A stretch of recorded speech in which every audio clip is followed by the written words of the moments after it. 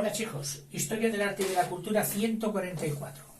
El Decamerón, la gran obra de Boccaccio y yo diría la gran obra del prerrenacimiento, por encima incluso de, en cuanto a influencia social, yo diría que por encima de la Divina Comedia, la otra gran obra de Dante, y por encima de la lírica de Petrarca. Bueno, es que son campos ya muy delimitados.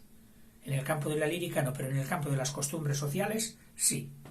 La lírica pues indujo a una sensibilidad de sentimientos, a unas formas de expresarse con la nueva métrica, etcétera, pero lo que es en las costumbres y en el pensar y en el desgajarse del tronco que venía hasta entonces imperando, que era el teocéntrico, el escolástico, el Decamerón fue el de más potencia para pasarse a un humanismo y a un antropocentrismo.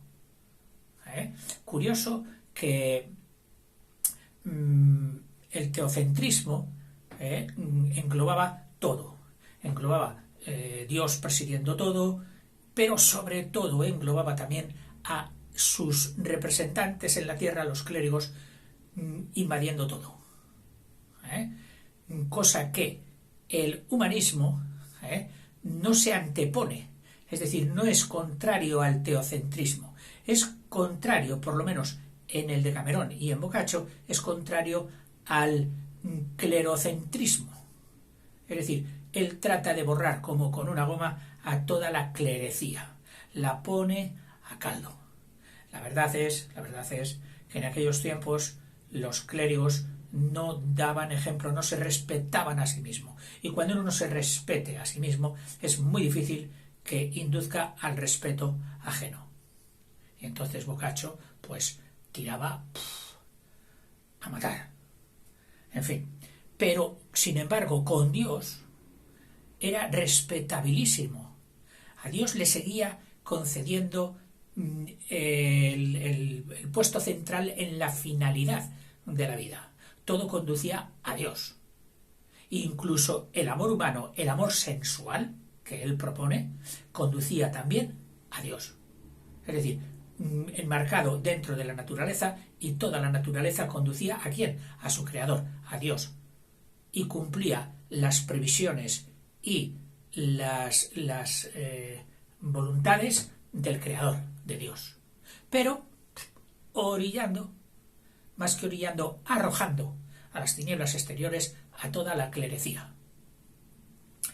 Paso a leer el Decamerón. Me aparezco aquí con los apuntes de la Wikipedia, y alabo una vez más para mí el gran valor que tiene. Subtitulado este libro del Decamerón, Decamerone en italiano, Principe Galeotto. Ya veremos por qué. Es un libro constituido por 100 cuentos, 10 por 10. 10 días a 10 cuentos cada día. Algunos de ellos novelas cortas, es decir, algunos de ellos ya por su extensión, ya un poco más que cuento, podríamos llamarlas novelas cortas. Escritos por Giovanni Boccaccio entre el 1351 y el 1353, cuando en 1348 se había dado la peste de Florencia. Y entonces, recapacitando sobre todo aquello que supuso la peste terrible, como lo que hubiera sido aquí el COVID, si no hubiésemos dispuesto de esos excelentes laboratorios que tiene hoy toda la humanidad y no hubiéramos gozado de sus vacunas. Habría sido terrible, mortífero, como eran las pestes en aquel tiempo. Puedes darte por contento de vivir en la época que vives. Desarrolla 3 temas principales. El amor. O sea, él tiene un triángulo de temas. Temática triangular. Amor, inteligencia humana y fortuna. amor, inteligencia humana y fortuna, las tres temáticas de toda su obra. Los diversos cuentos de amor en el Decamerón van desde lo erótico a lo trágico. Desde lo erótico, la exaltación del amor carnal, hasta lo trágico. Son relatos de ingenio, de bromas y lecciones vitales. Por eso hemos dicho que fue tan influyente en la sociedad de entonces. Para engarzar las 100 historias, como si fueran 100 cuentas de un rosario, para engarzar las 100 historias hay una hebra que va penetrando todas y las va engarzando. Eso es lo que llaman el marco o narrativo, o no el marco narrativo es otro concepto más reducido. Esto es la narración enmarcada. Es decir, se dispone de una narración, que ya veremos en qué consiste, que es los episodios o los acontecimientos dentro de la peste, o sea, en el momento de la peste, y engarzando con eso, yendo contando los personajes, se retiran a un valle paradisíaco, etcétera, pero de vez en cuando vuelven a Florencia y ven lo que está pasando allí, y oye, vete a casa de mi amigo tal, es decir, que independientemente de los cuentos, sigue toda una hebra, que sería una narración enmarcada. Yo diría que más que enmarcada sería enmarcadora, que enmarca a todos los 100 cuentos. La obra comienza con una descripción de la peste bubónica. Bubónica, ya sabes por qué, porque salían unos bultos, bubones, se llaman los bultos, especialmente en las ingles y en las asilas. Entonces se llamaba peste bubónica. La epidemia de peste negra, que también se llamaba así, que golpeó a Florencia en 1348. Lo que da motivo a que un grupo de 10 jóvenes, 7 mujeres y 3 hombres, que huyen de la plaga, que huyen de la epidemia, se refugien en una villa en las afueras de Florencia. Probablemente Boccaccio concibió el Decamerón después de la epidemia de 1348. Para empezar las 100 historias, el libro está...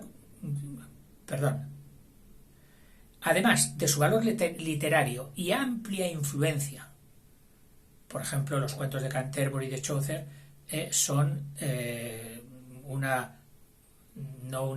remedo, pero sí están influenciados por el Decamerón de Boccaccio. Documenta la vida de la época, es decir, sirve también para saber cómo vivían en aquel tiempo.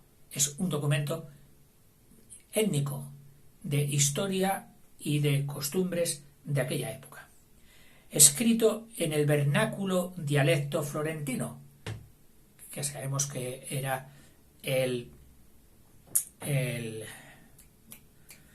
¿cómo se llama la región de Florencia? Que toma el toscano. La toscana, pues a este idioma, hijo del latín, se le llamó el toscano. Está considerada una obra maestra de la prosa en italiano. El título principal de la obra ejemplifica, o da muestra del cariño que tenía Boccaccio por todo lo griego y lo latino. Decamerón combina 2 palabras griegas, deca, que significa 10, y mera o emera, que significa día, 10 días, para formar un término que significa acontecimiento de 10 días. 10 días es el tiempo en que los personajes de la narrativa enmarcan y relatan sus cuentos. El título es una referencia, o enseguida los que han estudiado historia de literatura ven que tiene cierto paralelismo con otro libro antiguo de San Ambrosio llamado el Hexamerón. En el Hexamerón, San Ambrosio hace una reformulación del relato bíblico de la creación del Génesis, porque fueron 6 días, el 7º descansó, pero la creación se ejecutó en 6 días. La intención de Boccaccio es construir una analogía, una semejanza, una comparación entre su propia obra y la de San Ambrosio.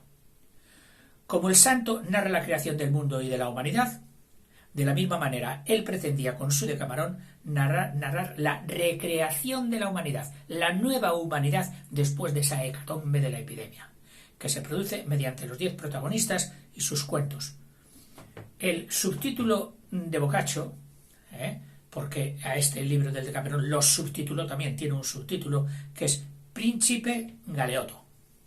Se refiere a Galeoto, un rey ficticio, un rey de ficción, que no existió en realidad, retratado en el Lanzarote Grial, a quien a veces se le denomina por el título de Hot Prince, Alto Príncipe. Galeoto fue amigo íntimo de Lanzarote del Lago y un enemigo del rey Arturo.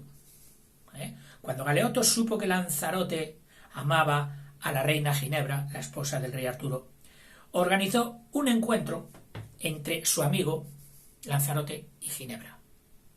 Este encuentro, la reina primero besa a Lanzarote y así comienza su affair, su amorío.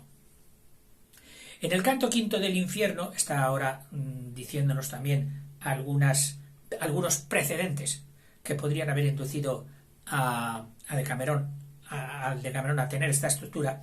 Dice: en el canto quinto del infierno, Dante compara a estos dos amantes ficticios que son los enamorados de la vida real de Francesca de Rimini y Paolo Malatesta, cuya realización él dramatiza. O sea, los compara la relación de Lanzarote con Ginebra a estos dos que él sitúa en el infierno.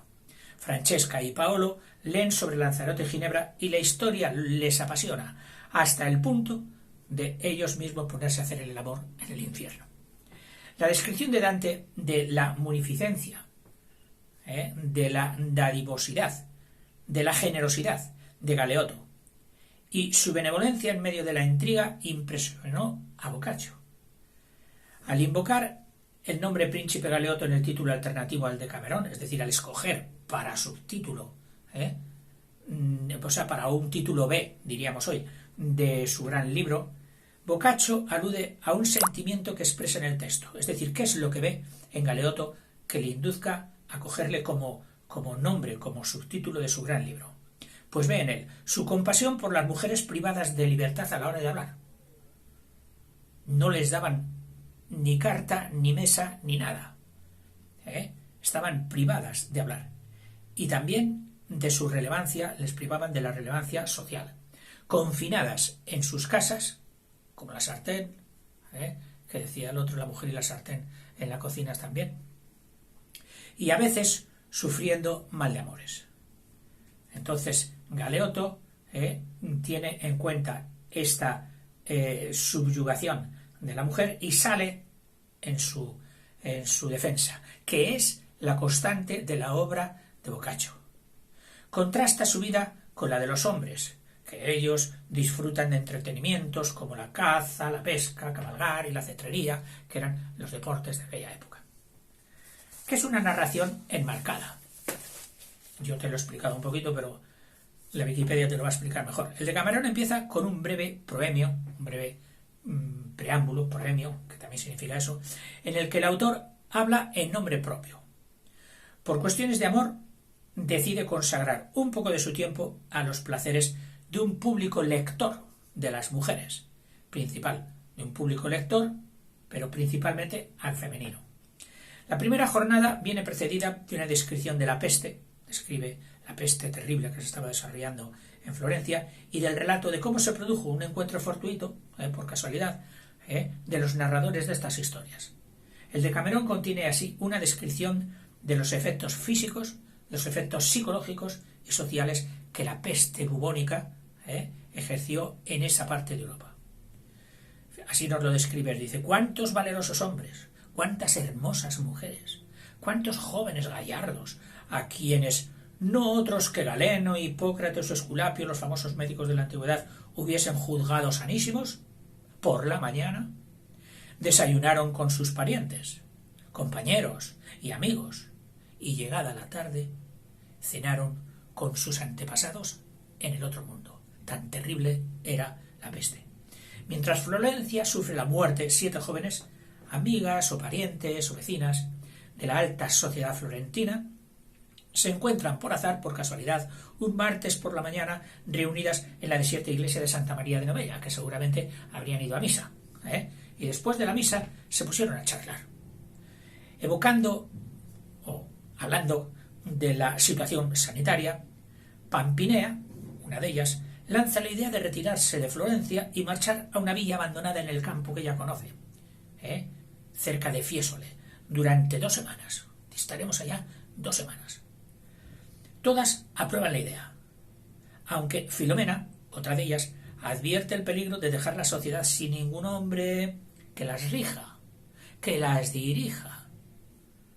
Es decir, es curioso que Boccaccio no elude su oposición, y es que el hombre rigiera las cosas. No, la contempla también aquí. ¿Para qué? Pero la contempla también aquí, ¿para qué? Para desmontarla. Sigo. Y la joven Elisa la apoya a otra joven. Dice, en verdad los hombres son cabeza de la mujer, eso dice la Biblia, ¿no? Y sin su dirección raras veces llega a alguna de nuestras obras a un fin loable, es lo que opinaba esta señora. Pero, ¿cómo podemos encontrar esos hombres? Todos sabemos que de los nuestros están la mayoría muertos, y los otros que viven se han quedado uno aquí, otro allá, en distinta compañía, sin que sepamos dónde, huyéndole a aquello de que nosotras queremos oír, precisamente. Y el admitir a extraños no sería conveniente.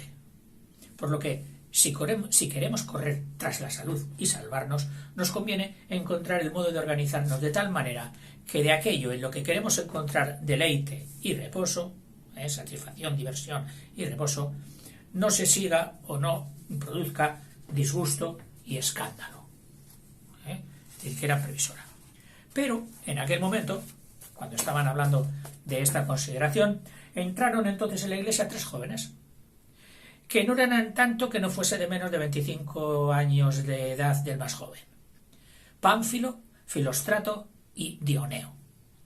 Introducen a los jóvenes en su proyecto, hablan con ellos, pasado el primer instante de sorpresa, aceptan acompañarlas como voluntarios, y porque uno de ellos también, había que tener en cuenta, amaba ya a Neífila, precisa Boccaccio.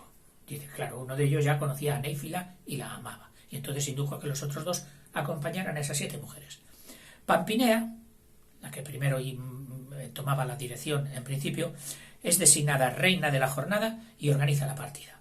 Al día siguiente, miércoles, abandonan Florencia y se refugian en una campiña idílica a unas 2 millas, unos 3 kilómetros y algo.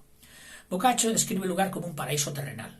Estaba tal lugar sobre una pequeña montaña, por todas partes alejado de nuestros caminos, y en su cima había una villa, una gran casa señorial, con un grande y hermoso patio, con pradillos en torno y con jardines maravillosos y con pozos de agua fresquísimos.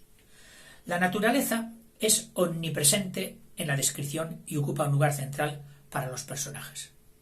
La naturaleza era muy importante para Boccaccio. Él quería seguir las normas de la naturaleza, que serían la auténtica revelación de Dios. No unos libros sagrados interpretados por el clero, sino la revelación de Dios sería la naturaleza. Y habría que ver los designios de Dios, lo que Dios quiere a través de la naturaleza, y por eso le da mucha importancia.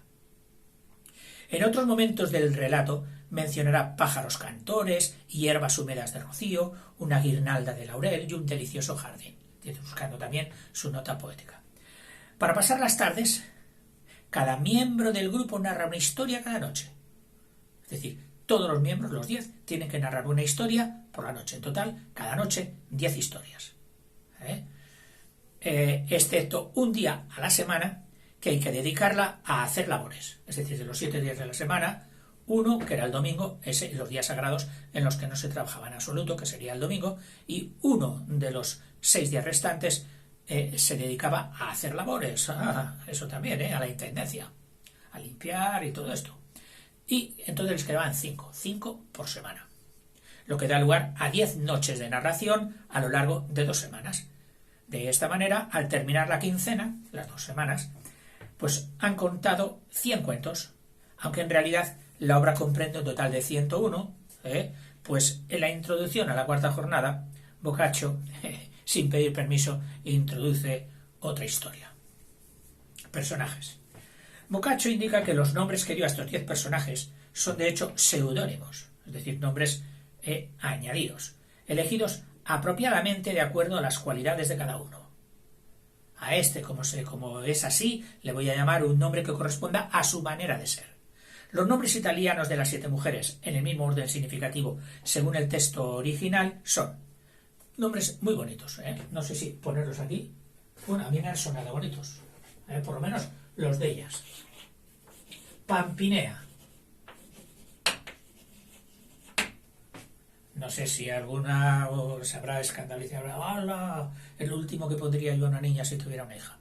Bueno, Pampinea. Fiammetta, que ya lo conocemos porque fue el amor platónico de Boccaccio, la napolitana aquella. Filomena.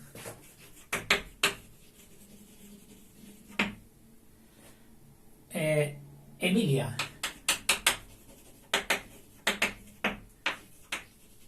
Laureta, que sería como Laurita. Neifile, si no pone acento en la I, pues será Neifile, o sería Neifile. Leído en castellano sería Neifile. Tendremos que hacer la llana, acaba en E, no lleva ningún acento, aquí tampoco. Neifile y Elisa,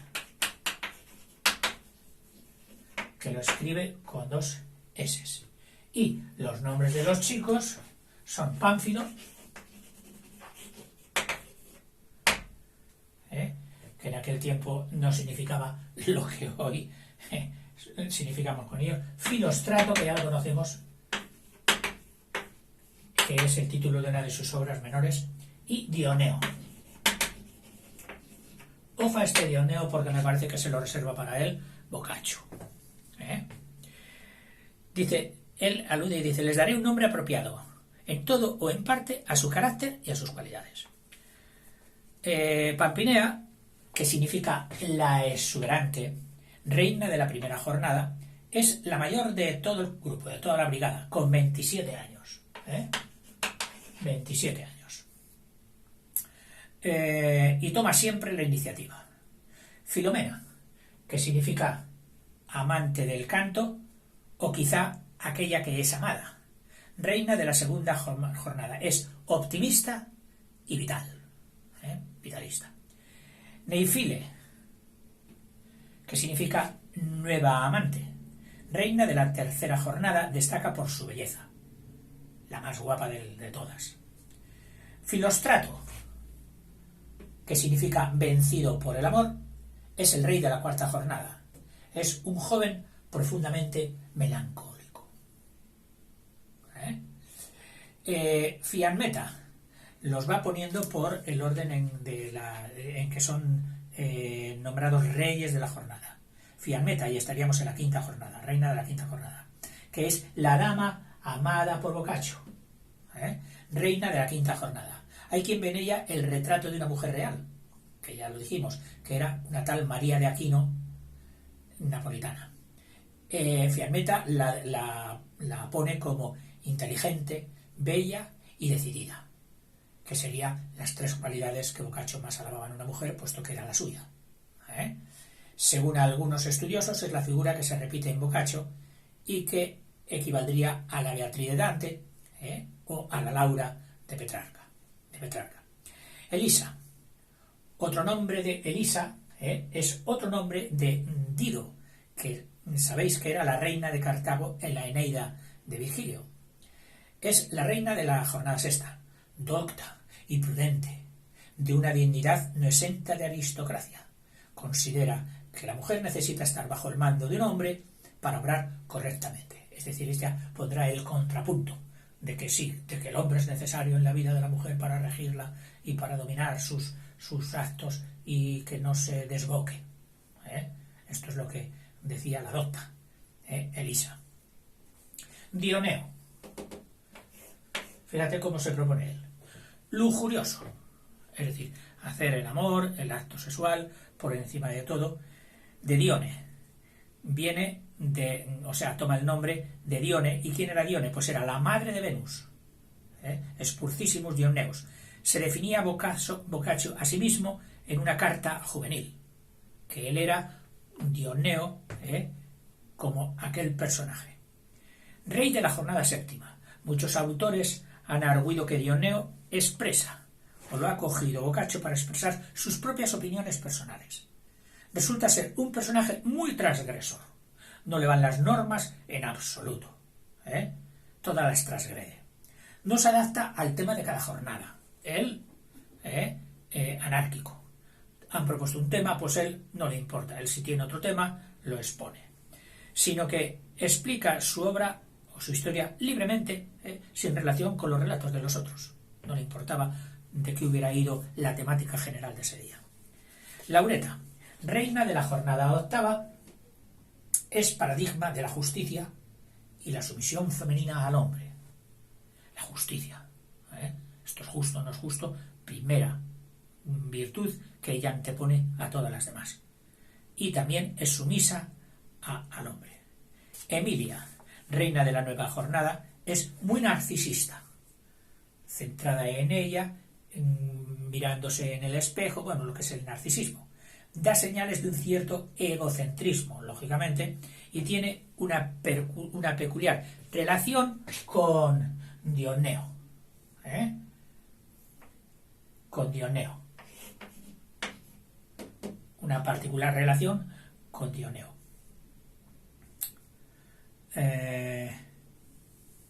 Tan solo insinuada, es decir, no descrita ni asegurada, tan solo insinuada por el autor, por Boccaccio. Y por último, Pánfilo, el último rey, Pánfilo, el último rey, el rey de la jornada, de la décima. Su nombre en griego significa el que lo ama todo, amador de todo. Y efectivamente da señales de un gran amor por el amor, de un cierto apasionamiento. Sus historias acostumbran a tener un marcado mensaje y se prestan a múltiples interpretaciones.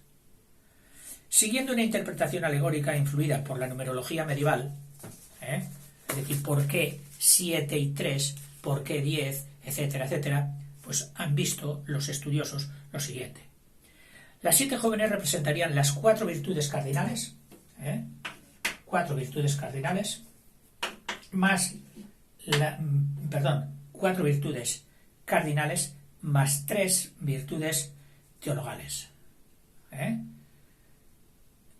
o virtudes teológicas la llama. Aquí en España las llamábamos teologales. Las 4 virtudes cardinales eran y siguen siendo justicia, templanza, fortaleza y fe. Prudencia, justicia, fortaleza y templanza. No están aquí en este orden, pero es el orden en que yo las aprendí de pequeño. ¿Cuáles son las virtudes cardinales? Prudencia, justicia, fortaleza y templanza. Y las teologales, que eran fe, esperanza y caridad. Fe, esperanza y caridad. Y los 3 jóvenes representarían la división tripartita, o sea, y las 3 teologales. Cosa que los 3 jóvenes representarían la división tripartita griega, es decir, cómo partía la psicología griega, las potencias y la naturaleza del hombre. O sea, como las cualidades o virtudes del alma, que eran la razón, el apetito irascible y apetito concupiscible. Razón, apetito irascible, apetito concupiscible. Estas serían 7 más 3. Dice que de ahí las podría haber sacado. Los personajes principales se caracterizan normalmente a través de sus diálogos, es decir, con sus diálogos van haciendo su personalidad, la van desarrollando y nos la van mostrando. Y las acciones que ejecutan, es decir, su manera de proceder.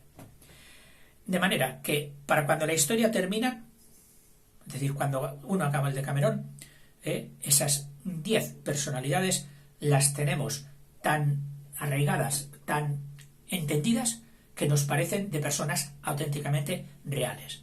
Es decir, ha hecho unas personalidades completas y muy bien descritas.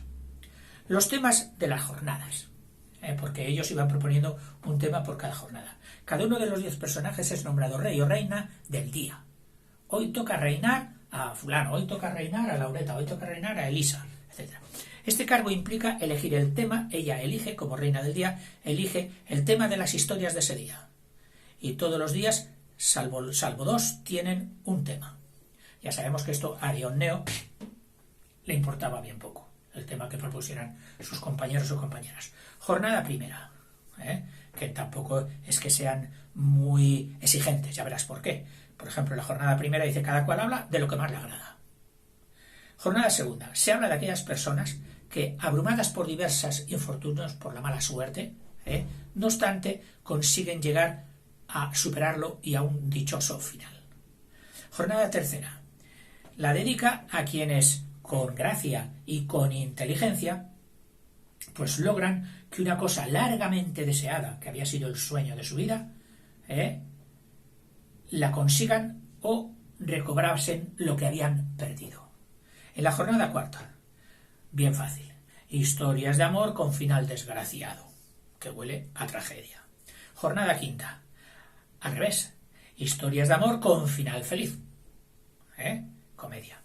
Jornada sexta, sobre aquellos que se defendieron con alguna respuesta aguda, ingeniosa, evitaron daños de esta manera con su ingenio y evitaron los ataques que les hacían e hicieron callar a los necios.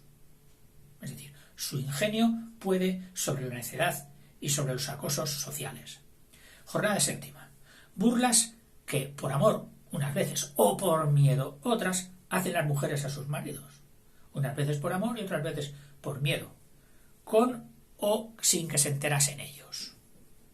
Es decir, jornada octava, burlas que con frecuencia se hacen mujeres y hombres entre sí, unos a otras, los otros a los uno. Jornada novena, tema libre. Tema libre.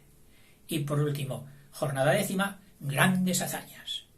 Solo Dionneo, ya hemos dicho, que normalmente cuenta él, se pone el último cada día, cuenta con el último lugar de cada día, tiene el derecho a relatar una historia sobre cualquier tema que quiera debido a su ingenio, es decir, algo que los demás le concedían porque reconocían que él era especialmente ingenioso.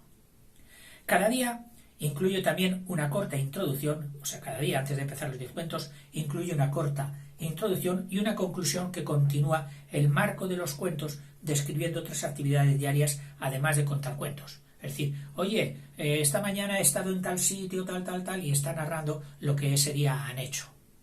O lo que preparan, pues mañana hay que hacer esto, tal. Y todo esto sirve para hacer el engarce de un día con otro y dar a todo el Decamerón una unidad que no fueran como 100 cuentos separados entre sí. Que no fuera un manual de cuentos, sino que todos estuvieran enmarcados por esta narración enmarcada muy característica y que luego estudiarás en más ocasiones en la literatura. Estos interludios, dice, y una conclusión que continúa, o sea, cuentan con un preludio y una conclusión, que continúa el marco de cuentos describiendo otras actividades diarias, además de contar los cuentos. Estos interludios, a menudo, incluyen transcripciones de canciones folclóricas italianas. Es decir, pues ahora vamos a cantar todos y cantan tal canción. Las interacciones entre cuentos en un día o a lo largo de los días, como Boccaccio desarrolla variaciones e inversiones de material precedente, es decir, de otras cosas y de otras publicaciones, forma un todo y no solo una colección de historias. Logra que todo aquello forme un todo. Argumentos básicos de las historias incluyen burlas, o sea, argumentos básicos de las historias. Hay algunos argumentos. Burlas de la lujuria y avaricia. A ver, adivina de quién es. De sus amigos, los clérigos. En un momento, en un cuento, uno que estaba confesándose y le dice el padre, el confesor: hijo mío, ¿pero no tienes más pecados? Dice: sí, algunas veces he escupido en la iglesia. Y salta el confesor, dice: eso no es pecado. Y dice: eso lo hacemos los clérigos constantemente. O sea que no desaprovecha la ocasión para puya. en esa confesión que estaba haciendo, que es el primer libro, el primer cuento del que luego hablaremos, trata básicamente de un pecador malo, malvado, que se ríe de todo, que hace una confesión falsa y que gracias a su dinero y dándolo a la iglesia en estipendio para que hicieran oraciones por su alma y todo eso tal, bueno, se gira todo de tal manera que empiezan a decir que era santo, que era esto, que era lo otro, y acaban haciéndole santo. O sea, con esto Boccaccio se ha cargado la autoridad de la iglesia, se ha cargado la fe en los santos de todo el medievo y aquellas prácticas de procesiones y desvotos, y ahí San Fulano y patrono de esto y patrono del otro, diciéndoles, mirad cómo puede llegar uno a santo, el más pecador de todos, el santo, que precisamente lo pone al principio de sus cuentos, al principio, el número 1 de los 100. Y entonces otros estudiosos han dicho que van subiendo en lo que es el aspecto moral hasta llegar al culmen de la bondad y de la santidad, que sería, me parece que quiero recordar en el último, en el cuento 100, una tal Griselda, que sería el 100, es decir, desde lo más pecador a lo más puro, desde el principio al final.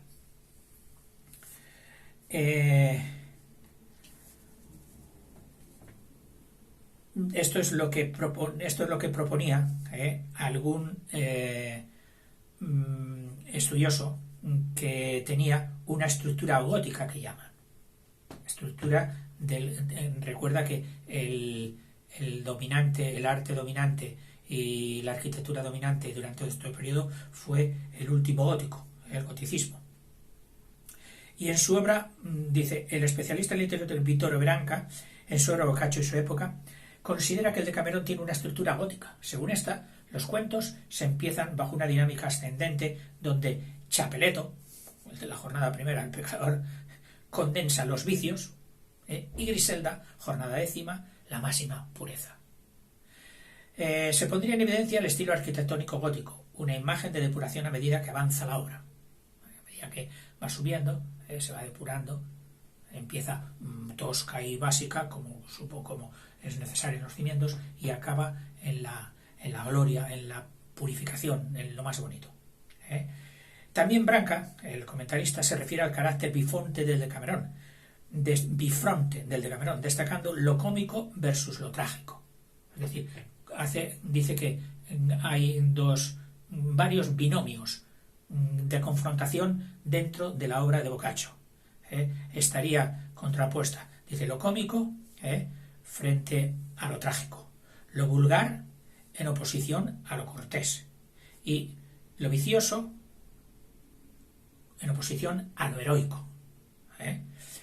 Toda esta especie de dualidad es evidente en los personajes citados, que ha sido Chapeleto, San Chapeleto, que viene a llamarle luego, y Griselda, los cuales podrían interpretarse bajo la antítesis de todo el pasado teocéntrico de Judas y María. Temas y características del Decamerón. Los temas son casi siempre eróticos. Tiene que estar el amor sensual por el medio, a tono con la mentalidad burguesa que empezaba a fraguarse en Florencia. La inteligencia humana, la fortuna y el amor. Cada día también incluye una breve introducción y una conclusión que describen otras actividades diarias del grupo, que ya hemos dicho que es lo que hace fortaleza o da fortaleza a la enmarcación, a la narrativa enmarcada, a la narración enmarcada. Se puede considerar como una precursora del Renacimiento por la concepción profana del hombre. Por eso es precursora, porque es una concepción profana. Profana no significa nefasta ni mala, significa que deja al lado todas las consideraciones de la teología y de la religión. Eso es lo profano, que muchas veces a lo profano se da un aspecto siempre negativo y no tiene por qué. La ausencia de rasgos fantásticos o míticos, es decir, no tiene rasgos fantásticos ni míticos como las obras, los cantares de gesta, que muchas veces echaban mano de los milagros, en el medievo. Aquí no, ya no hay ni rasgos fantásticos ni míticos. Y también, siendo Boccaccio, la burla de los ideales medievales, lo que dota a la obra de un carácter claramente antropocéntrico y humanista, es decir, donde el hombre es el centro y humanista. Los jóvenes que llevan adelante las 10 jornadas instaurarán la norma o la idea del carpe diem, aprovecha el día, lo de hoy, mañana ya veremos, en contraposición al tópico literario del ubi sunt, ubi sunt, que en latín significa ¿dónde están?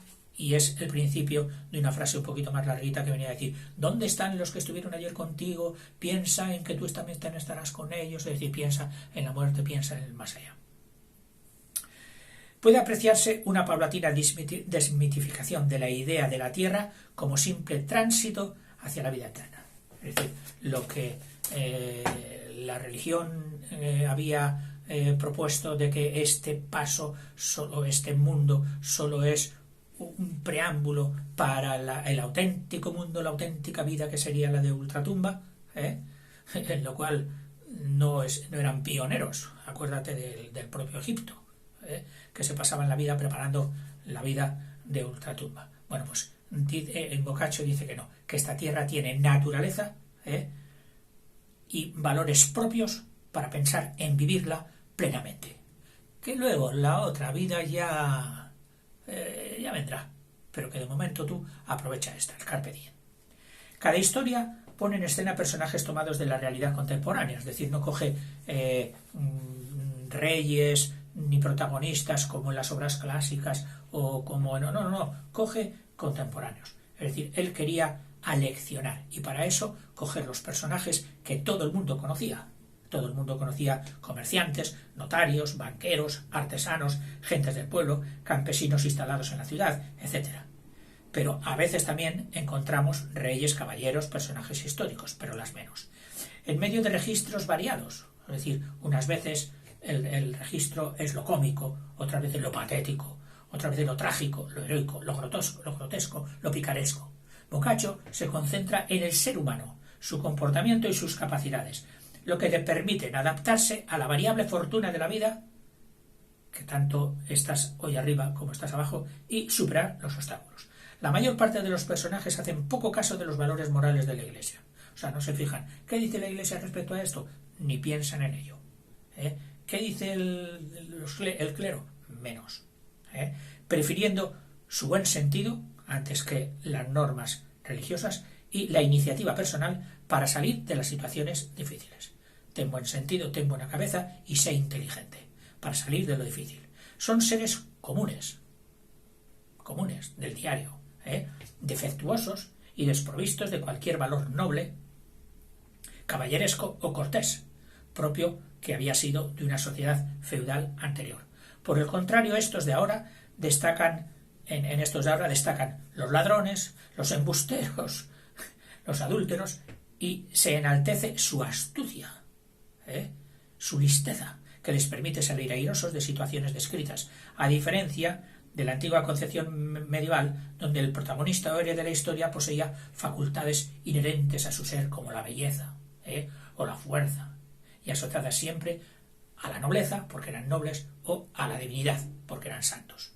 Finalmente, el fuerte sentido anticlerical, nunca bastante dicho, de las historias de Boccaccio, le aleja de la concepción teocéntrica medieval. Dios ya no es el centro, y mucho menos el clero. Con ello reflejaba la nueva sociedad burguesa de la época, donde los valores prácticos se imponían por encima del orden antiguo, caballeresco y aristocrático. El comportamiento de los 10 contacuentos, con elegancia y cortesía fundados en la dignidad, hay que ser digno, en el buen gusto y el respeto, da ocasión al autor para trazar un auténtico programa de vida, un auténtico esquema ideal para la vida. Es lo que él propone.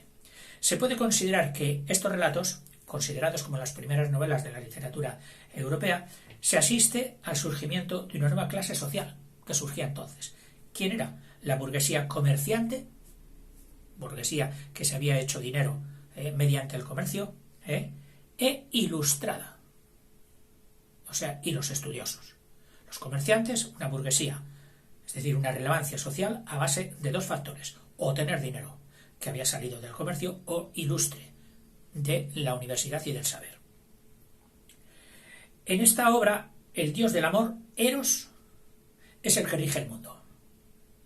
Los cuentos tratan principalmente del tema del amor, tanto el cortés como el vulgar. Los dos sexos, tanto el varón como la mujer, son criaturas destinadas al amor, hechas para el amor, que se entiende de una manera definidamente sensual, es decir, no platónica, no, de una manera sensual. Abrazos, arrumacos, el acto sexual, etcétera, etcétera. Y que por consiguiente, si es el amor el que dirige la vida, este amor debe ser experimentado corporalmente. Es decir, no solo ambicionado y sublimado, no, experimentado corporalmente. El Decamerón se escribió cuando la Edad Media llegaba a su fin, por supuesto. Así, mientras la peste arrasaba provocando estragos alrededor, en este jardín florece todo un mundo de historias vitales y de sobrecargada sensualidad. Vivas, excitantes. Todas las historias eróticas de Boccaccio se corresponden con la imagen medieval de la mujer. Es decir, la imagen medieval de la mujer que era proclive a caer en las tentaciones de la carne. Es decir, la ponían a la mujer en las historias medievales como más concupiscente que el hombre, y más ardiente que el hombre. Y él lo sigue, la considera así en esta obra del Decamerón. Se la considera como una hija de la seductora Eva, muy difícil de saciar. No se saciaba. Con un hombre, no. Necesitaba más. Esta es una de las ideas de Boccaccio. Se repite la idea de que si el marido no satisface a la mujer, ésta procurará el placer por otros caminos, es decir, fuera del matrimonio. La mayor parte del tiempo, Boccaccio aprovecha para asumir la defensa de la mujer. La mayor parte, pero ojo, no siempre. Tiene también sus contrapuntos. Muestra que su mejor defensa es la palabra, es decir, ¿cuál es la mejor defensa de la mujer? La palabra, no la fuerza, la palabra. Que ellas saben explotar correctamente. Aquí la cuestión de su lugar es crucial. En efecto, la mayor parte de los relatos presentan en escena el mundo femenino. Sin embargo, Boccaccio puede mostrar una visión despectiva también a veces. Algunos cuentos son verdaderamente críticos con su actitud. Por ejemplo, el 7º cuento de la 8ª jornada narra la venganza de un escolar en una viuda que le ha jugado una mala pasada. Es decir, la venganza de un hombre contra una mujer que había sido malvada con él. El colegial se refiere porque había estudiado en París, y es uno de los cuentos que he escogido para, fuera de este vídeo, hacerte una lectura y ponerte en vivo, en una lectura viva, lo que fue el Decamerón. Dice, aprovecha para hacer una larga revisión del comportamiento de ciertas mujeres. El Decamerón pasa de modo decidido de la nouvelle, o nouvelle, que era en italiano, de la novela, al libro extenso. Es que sorprende. Es decir, cuando coges obras medievales, todos son libros finitos, y tú con el Decamerón, así de gordo, le dices, ¿qué es esto? O sea que pasa ya de la novela era un diminutivo, al libro extenso escrito en lengua italiana. De hecho, es la primera gran obra en prosa escrita en este idioma romance, que se llamó toscano y luego italiano. La Iglesia Católica, a través de la Inquisición, incluyó este libro entre los prohibidos. El índice de libros prohibidos fue instituido por el Papa Paulo IV Carafa en el año 1559, y seguro que el Decamerón fue el que encabezó la lista. Y él dijo, es que le tenía unas ganas ya que nos echa por tierra, que nos está destruyendo toda nuestra estructura, que dice a toda la gente que no tiene que hacernos caso ni respetarnos, etc. El Decamerón el Decamerón apareció en el índice bajo la letra B, aludiendo a sus errores intolerables. En el año 573, la Inquisición encargó a expertos florentinos, los deputati, la tarea de revisar el texto florentino, porque claro, era un texto que se iba difundiendo. y entonces la Iglesia, en vez de prohibirlo totalmente, que todavía a veces hace que resulte un acicate mayor para comprarlo y leerlo, pues dijo, voy a ver si puedo hacerlo, pero transformado, expurgado, chapolado, de todas las cosas que vayan especialmente contra nosotros, contra el clero. Y entonces se le encarga a los deputati de Florencia. No se sabe seguro quiénes fueron estos censores, ni su número, si fueron 3 o 4. Entre los miembros del grupo destacaría Vincenzo Borgini, reconocido como el verdadero promotor, el más destacado en hacer la censura del Decamerón. El 2 de mayo del 572 volvió a Florencia la copia oficial autorizada por los inquisidores de Roma. Han traído ya la copia que Roma dice que ya podemos leer el Decamerón, pero que sea esta copia, para poder imprimirse. Pero solo el 17 de agosto de 1573 dice fue impreso el texto. Al año siguiente, el texto de la obra reducida fue acompañada por unos comentarios, es decir, se iban haciendo nuevas ediciones, como dice la frasecita, corregida y aumentada. El Decamerón de los Diputates se encontró poco después prohibido, es decir, más adelante todavía la Inquisición apretó más el cerco y dijo que la primera versión de los Deputati también quedaba prohibida. Conoció en el 582 otra edición a cargo de Leonardo Salviati. Parece que el mismo Salviati, a través de su protector, Buoncompagni, empujó a la curia romana a pedir una nueva censura del Decamerón. Es decir, todavía había que seguirle recortando cada vez más.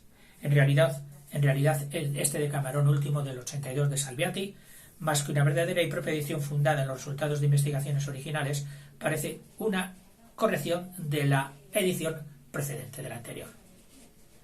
Mientras que los deputati de Borgini, los primeros censores, se limitaron a cortar, quitar este trozo, quítalo. Salviati modificó, cambió unos textos por otros. En fin. Y ahora ya fuentes literarias que nos dicen de dónde fueron cogidos muchos cuentos. Algunos son cuentos que venían de otras literaturas, de otras culturas, pero siempre les da su carácter propio, su impronta personal. Es decir, no podemos llamar a eso plagio ni mucho menos. Cogen una idea y él la pone marco, le pone personajes, le pone un tiempo, le pone luces diferentes y connotaciones diferentes, de forma que acaba siendo propio del Decamerón. Dice, el hecho de que Boccaccio cogiera los argumentos que forman la mayor parte del Decamerón no significa que los reprodujera mecánicamente. No, o sea, no hizo el copy y pega. No. La mayor parte de las historias se ambientan en el siglo XIV, él las ambienta en el siglo XIV, aun cuando a lo mejor eran historias o cuentos de antes de Cristo, y fueron suficientemente modernizadas por el autor de manera que el lector podía no saber que habían sido escritos siglos antes, o en una cultura extranjera.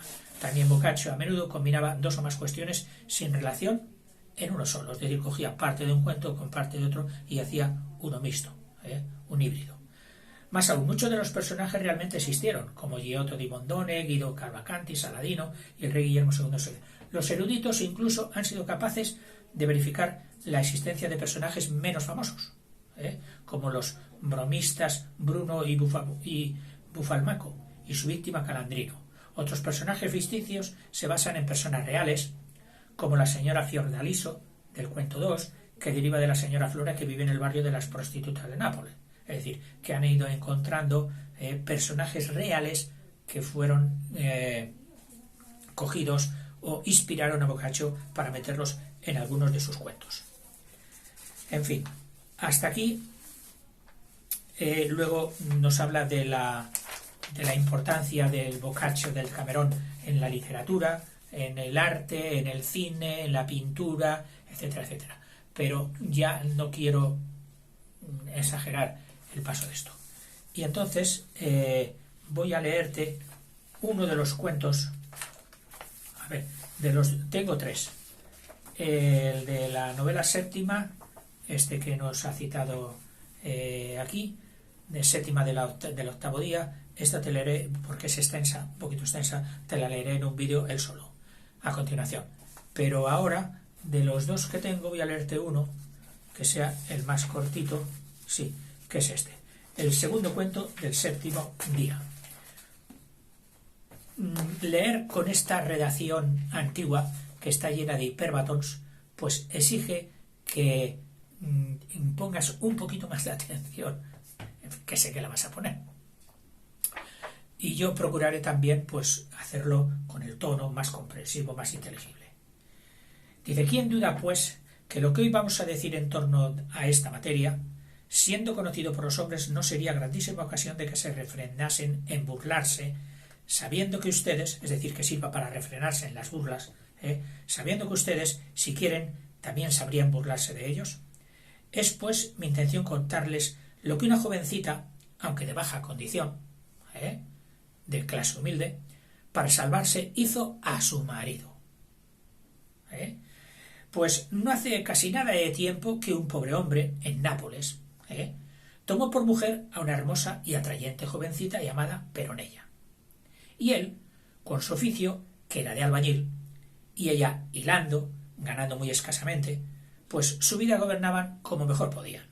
Sucedió que un joven galanteador, viendo un día a Peronella y gustándole mucho, se enamoró de ella, y tanto y de tantas maneras la solicitó que llegó a intimar con ella. Intimar es ya tener relaciones sexuales. Y para estar juntos tomaron el acuerdo de que, como su marido se levantaba, bueno, intimar con ella no, intimar ya era hablar pues de intimidades, es decir, coger una amistad profunda. Lo de las relaciones sexuales van a venir ahora, que va a ser el objeto del cuento, que es bastante gracioso. Y para estar juntos, pues tomaron el acuerdo de que, como su marido se levantaba temprano todas las mañanas para ir a trabajar o a buscar trabajo, el joven, el amante, se apostara en un lugar desde donde lo viese venir y desde donde lo viese salir. Más bien salir. Y como el barrio donde estaba, de nombre Aborio, era muy solitario, al salir el marido de la casa, el amante entrase entonces, y así lo hicieron muchas veces. Pero sucedió una mañana, la mañana fatídica, que luego de que el buen hombre salió, Llanelo Escriñario, que así se llamaba el joven amante, entró en la casa, y estando con Peronella, al rato el esposo volvió, cuando en todo el día no solía volver. Encontrando la puerta cerrada por dentro, llamó, y después de llamar comenzó a decirse: «Oh, Dios alabado seas por siempre, que, aunque me hayas hecho pobre, al menos me has consolado con una buena y honesta joven por mujer». Ello se ve en cómo enseguida cerró la puerta por dentro cuando yo me fui, para que nadie pudiese entrar aquí a molestarla. Pero en ella, al reconocer al marido por la manera de llamar, dijo: «Ay, Llanelo mío, muerta soy, que aquí está mi marido, que ha vuelto, y no sé qué quiere decir esto, que nunca ha vuelto hasta ahora, tal vez te vio cuando entraste. Pero por amor de Dios, sea como sea, mira, métete en esa tinaja que ves ahí, y yo iré a abrirle, y veamos qué significa que vuelva tan pronto a casa». Recuerdo, para los que no tengan la idea de la tinaja, que es un recipiente de barro bastante grande que se utilizaba pues como depósito de agua doméstico, y en el que sí tenía una boca ancha para coger agua ampliamente, y también podría caber una persona perfectamente. Pues le dice: Llanelo entró en la tinaja, y Peronella, yendo a la puerta, le abrió al marido y con mal gesto le dijo: «Pues qué novedad es esta que vuelves tan pronto a casa esta mañana. A lo que me parece, hoy no quieres hacer nada, que te veo volver con las herramientas en la mano. ¿Y eso haces? ¿De qué viviremos? ¿De dónde sacaremos pan? ¿Crees que voy a sufrir que me empeñes la falda y las demás ropas mías, que no hago día y noche más que hilar, tanto que tengo la carne desprendida de las uñas, para poder por lo menos tener aceite con que encender nuestro candil?» Y dicho esto, comenzó a sollozar y a decir de nuevo: «Ay, triste de mí, desgraciada de mí, en qué mala hora nací, en qué mal punto vine aquí, que habría podido tener un joven de posición y no quise, para venir a dar con este que no piensa en quién se ha traído a casa. Las demás se divierten con sus amantes, y no hay una que no tenga 2 o 3, y disfrutan, y le enseñan al marido la luna por el sol. Y yo, mísera de mí, porque soy buena, y no me ocupo de tales cosas, tengo males y desventuras. Así me lo pagan. No sé por qué no temo esos amantes como hacen las otras. ¿Por qué no tomo esos amantes como hacen otras? Entiende bien, marido mío, que si quisiera obrar mal, bien encontraría con quién, que los hay, pero muy bien puestos y que me aman y me requieren y me han mandado propuestas de mucho dinero o ropas o joyas y nunca me lo sufrió el corazón porque soy hija de mi madre. Mientras tú te me vuelves a casa cuando tenías que estar trabajando. Va, mujer, no te molestes, por Dios, puedes estar seguro que te conozco y sé bien quién eres. Y esta mañana lo confirmé una vez más al encontrar la puerta cerrada. Es verdad que me fui a trabajar, pero se ve que no lo sabes como yo no lo sabía. Hoy es el día de San Galeón y no se trabaja, es fiesta. Por eso me he vuelto a casa, por eso me he vuelto a esta hora a casa, pero no he dejado de buscar y encontrar el modo de que hoy tengamos pan para un mes. Entonces, a este que ves conmigo, que me traigo, le he vendido esta tinaja, que ya sabes que hace tiempo que nos está estorbando en casa. Y me da por ella florines de oro. Dijo entonces Peronella. Y todo esto es ocasión de mi dolor. Tú que eres un hombre y vas por ahí y debías saber las cosas del mundo, has vendido una tinaja en 5 florines. Y yo, pobre mujer, apenas saliste de casa, viendo lo que estorbaba, pues me he adelantado y la he vendido en 7 florines a un buen hombre que se metió dentro para ver si estaba bien sólida y no tenía rajas. Cuando el marido oyó esto, se puso más que contento y dijo al que había venido con él para comprarle la tinaja: buen hombre, vete con Dios, que ya oyes que mi mujer la ha vendido en 7 cuando tú solo me dabas más que 5. El buen hombre dijo: sea en buena hora, y se fue. Y Peronella dijo al marido: ven, ya que estás aquí, vigila con él nuestros asuntos. Y Anhelo, que estaba con las orejas tiesas para ver si de algo tenía que temer o protegerse, oídas las explicaciones de Peronella, prestamente, rápidamente, salió de la tinaja, y como si nada hubiera oído de la vuelta del marido, comenzó a decir: ¿dónde está, buena mujer? A quien el marido, que ya venía, dijo: aquí estoy, ¿qué quieres? Dijo Anhelo: ¿quién eres tú? Quiero hablar con la mujer con quien hice el trato de esta tinaja. Dijo el buen hombre: habla conmigo en confianza, que yo soy su marido. Dijo entonces Anhelo, el diamante: la tinaja, pues, me parece bien entera, pero me parece que han guardado dentro heces, cacas, que está todo embadurnado, no sé qué cosa tan seca que no puedo quitarla con las uñas, y no me la llevo si antes no la veo limpia. Yo no me la llevo así. Dijo Peronella entonces, la mujer: no, por eso no se deshará el trato, mi marido la limpiará. Y el marido dijo: sí, por supuesto. Y dejando las herramientas y quedándose en camino, se hizo encender una luz y dar un raspadón y se metió dentro de inmediato y comenzó a raspar. Y así vendieron la tinaja perfectamente y ella quedó, logrando burlar a su marido. Uno de los cuentos. Bueno, no sé si me he extendido demasiado. Hasta luego, chicos.